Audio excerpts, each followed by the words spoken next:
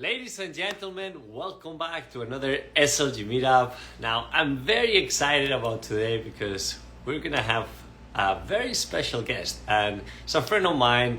I've known him for a while already, and I'm very fascinated by what he has accomplished in the last few years. His name is Sam Palmer. He's a luxury real estate professional from London, currently based in LA. And what I find fascinating about him is that not only he works on properties that are 10 million and above, but the network that he's built over the years and how he's bringing all of that and all of those connections into the real estate game. And that has just taken him upward, and through the knowledge, expertise, and connections, he's built a great business. And he's currently with the agency, one of my favorite brokerages. And I do believe that his combination and the formula has led him to massive success, and he's going to tell us all about it today. There he is, the man himself. What's going on, Sam? How are you? How are you? Thank you for that lovely introduction. Well, man, you deserve nothing but the best. So good to see you. How are things in LA? It's a bit cold at the moment. I left London. I left here and it was like 27 degrees just before Christmas, and then I've come back and it's a lot colder. So it's not the best. Listen, but the properties are still keeping you warm, and it's all exciting when it comes to this industry, right? Without a doubt, the properties. It's been a good start to the year so far. So it's been I think it's going to be a busy year. Last year was so. This year, I'm getting the feeling that it's going to be quite a good year. Oh, can't wait to see what you have in store for all of us, because every time I see you, you are doing something incredible. I mean, both of us love to travel, but you're taking it to the next level because you're expanding also the whole real estate business and the connections that you're building around to bring them into your, I guess, playground in LA, because that's where some of the most incredible homes in the world are located. So tell us a little bit about how you've been transitioning from being in London, then you moved somewhere else, Monaco, came back to LA, and how you've been doing all of this into becoming one of the go-tos when it comes to luxury real estate in LA. Yeah, I think that was I made sure I did that. So we moved to Monaco. We left here in COVID 2020, ended up moving to Monaco, came back for a little while, and then we decided to go again. We went to London, Switzerland, and then back again. But I knew that this was going to be my path I was going to take. Obviously, we buy, and I'd say we house flippers ourselves. So I knew this was going to be the path I took. So I thought, while I was in all these different places, to meet as many people as possible, but as many agents as well. So one thing with me is I always work with a partner. Whatever deal I do, I always work with a partner. It's just the way I like doing it. I think it's better for the client. It's better for me. I know my strengths, my weaknesses. So I'll partner with someone that I feel that brings something to my weaknesses. And at that moment, that guy is Blair Chang, one of the owners of the agency. We've been working close on a couple of deals, and so I've been meeting that, and then I've got something in London, different, because in London it's very different. You have buyer's side, seller's side. So I work with different people on both sides, and all of a sudden, all these connections have started coming through. It's been 2 years, 3 years really of building it, but it started to trickle through. I just got something in London last week that I put now my partner's in London into. I done a big deal in Switzerland last year with someone that I work with in Switzerland. So they've all started to trickle in, and it's been amazing. I think more people could do it, but I think it's because of we've traveled so much and the network we've managed to build. It's hard to build that network if you're not on the ground. 100%. Look, I just applaud to what you're doing, because a lot of people, especially in this industry, they have the ego to want to do everything themselves. It's like, oh, I'll do everything. And if you put that ego aside and you're thinking what's best for the client, and you already have those connections and you've been building them over time, how can you serve? Because you've been coming from an industry of property management, you've been helping to staff, right? You were staffing homes.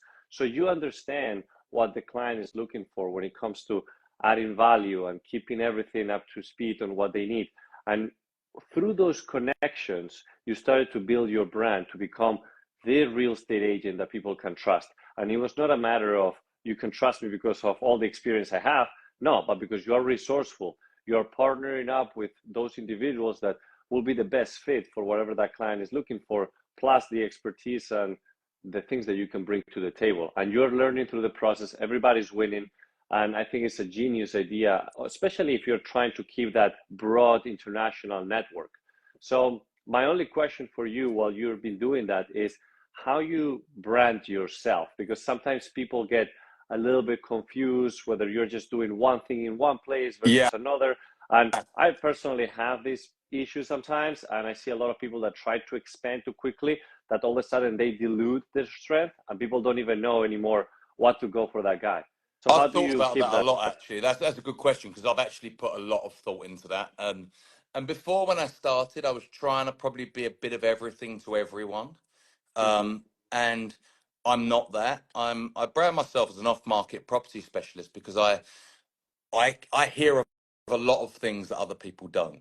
mm-hmm, Um, and I also have a network that I can take things, amazing things to, trophy listings around the world. So people come to me with information. I'm a very, I think I'm a very good middleman.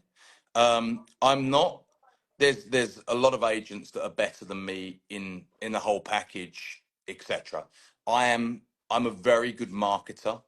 But I'm also very good at putting things in front of people. And I've mm-hmm, realized now that's my strength. And I'm now not interested in, if the property's not exciting, I'm not interested. And mm-hmm. I turned something down 2 weeks ago. It was a lovely house, but it was a run of the mill house. It was 8 million, and I gave it away to someone because I just had no interest in working on it. For me, I really only want to really break records. Uh, I'm very lucky. I live in the houses that we sell, so it makes it very different. I can advise on a different level than most agents. There's probably only another two in the world that can do that. I don't know if there's another two that have lived in sort of multiple $100 million homes, but there's but Yeah. that's the difference. We lived in a 56,000. We've lived in an apartment in Monaco. We've got one of the best homes in London. So we know and understand that side of the market. I know what it takes, obviously through staffing as well, but obviously living it, what it takes to staff these houses. So you can just add such different advice. So why, for me, go and sell $2 million homes when that guy doesn't really get me anyway? And I think that's it. And it's not. For me, actually, I think I said this to someone yesterday. I find it harder to sell $2 million homes. Like, hats off to people that sell volume because for me, it's such hard work. I think that also some of the takeaways from what you mentioned is to stay authentic to who you are, because people are going to connect with you also on the lifestyle level and on your knowledge level. And that knowledge comes also from how you live every day. And if you're already doing all these different things that also the people that buy the 10, 20, $30 million properties are doing, whether it's traveling to all these jet set locations, dining in the same restaurants, or engaging in all sorts of activities, then you connect to those people to a higher level than those that maybe are doing something different with their lives and are looking for $1 million property. Nothing wrong with it, but it's about staying committed to your niche audience based on how you can connect beyond what it is about real estate. And you can always elevate yourself, right? It's not just that you sell $1 million properties and you stay there forever. The whole idea is how can you elevate yourself as a human financially as well, and then start working with people that are also a bit at a higher degree. So it's exciting. It's exciting. How do you enter, or how can you? Because a lot of people are asking, well, okay, it's great. The guys living at these amazing properties and all of that. Not everybody has it. But what's the roadmap? What's some of the key steps that you can take to start entering that world of the ultra network? Someone asked me this yesterday, and look, within anything, within especially real estate, it's about your network, without a doubt. Um, if you haven't got a network, it's going to be very, very, very difficult. But that said, I'll take it back to one of my previous jobs in recruitment. I was very determined of what I was who I was, what I was going to sell. This is the path I'm taking. And if it is for me, if I had no network in the $2 million homes and I had no networking thing, I've just come to LA, kind of like what we did. Just choose the highest, go for it. But then it's about branding yourself, right? Um, Making sure your website looks good. That you're going to have to spend money, but that's I think when I see people trying to do it and they're not spending any money, that's why is anyone going to take you serious? Can you get people? I suppose. Look, what does a seller want to see? Can you get them exposure to your network, a bigger network? Can you get them social media exposure? How does that work? Can you get them in the press? That all these things start trickling on. Then if someone takes a shot on you and they can see, and are you there every day? One thing I suppose about me, and I'll say Blair as well, who I work with, we open every open house. We close every open house. We do the paperwork for the LA Times ads. We are calling the drone videographers. We're not leaving it to an assistant. We're doing it ourselves. And I think that is when a client looks and goes, you know what, these guys work hard. They're not just here to be on Instagram and show. But Mm-hmm. there is plenty of agents that are like that. And what's great is I'm stealing their business. Right. Now, of course, everything sounds very appealing, very sexy, but there is a lot of obstacles along the way. So, what are some of the things that you will say you've faced through your career that is like, wow, this was like one of the hardest like bounces against the wall, and this is Well, what I got from it? last year, I suppose we're working on a property at the moment that I truly believe in. I truly believe it's the best property on the market. So much so, we actually tried to buy it Oh, originally. So it's up for 26,950. I offered 34 on this property before. So that's how much we believed in it. Unfortunately, people then say, well, why didn't you buy it? mm-hmm. It was pre-construction and it didn't have a certificate and we had to move in, but I believed in it at 34. Obviously the market's changed so much now. It's now down at 26,950 and I think it is the biggest steal on the market. Now, where's the frustration? We've had this in Rob Report, Wall Street Journal, every Instagram page. Ennis has done a walkthrough on it. So we've given it every piece of exposure that we could give it. We've put it in front of all the agents. And it tells us now it's the market that because we know there's not other houses selling in the area at the same price, that it's not something we're missing. But it is frustrating that there's this amazing property sitting there that Mm-hmm. someone could probably get an amazing deal and actually in some ways I think they could put a bit of money into it, furnish it and then flip it again for more money. That's one of my biggest frustrations at the moment, just not the market dictating a little bit what our hard work and effort has done hasn't paid off at this moment, but I know it will. You're already tied up with your schedule, so I don't want to take too much of your time. But one thing that always comes to my mind when I talk to our guest is, what is really luxury to you?